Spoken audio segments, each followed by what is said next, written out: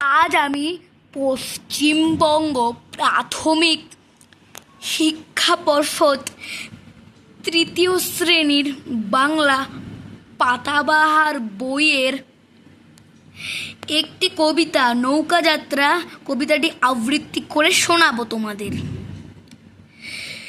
নৌকাযাত্রা কবিগুরু রবীন্দ্রনাথ ঠাকুর। মধুমাঝির ওই যে নৌকাখানা বাঁধা আছে রাজগঞ্জের ঘাটে, কারো কোনো কাজে লাগছে না তো, বোঝাই করা আছে কেবল পাটে। আমায় যদি দেয় তার নৌকাটি, আমি তবে 100টা ধানাটি। পাল তুলে দিই 4টে 5টা 6টা, মিথ্যে ঘুরে বেড়াই নাকো হাটে। আমি কেবল যাব একটিবার 7 সমুদ্র 13 নদীর পার। তখন তুমি কেঁদো না মা, যেন বসে বসে একলা ঘরের কোণে।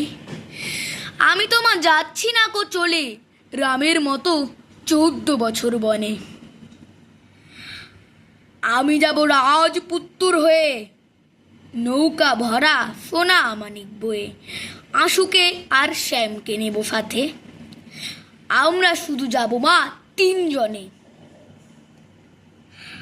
আমি কেবল যাব একটিবার 7 সমুদ্র 13 নদীর পার। ভোরের বেলা দেব নৌকা ছেড়ে, দেখতে দেখতে কোথায় যাব ভেসে।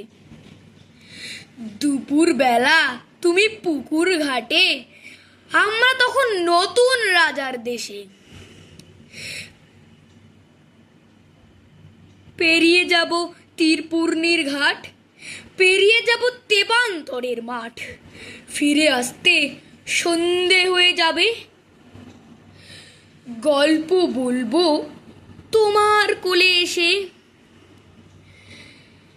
আমি কেবল যাব একটিবার 7 সমুদ্র 13 নদীর পার।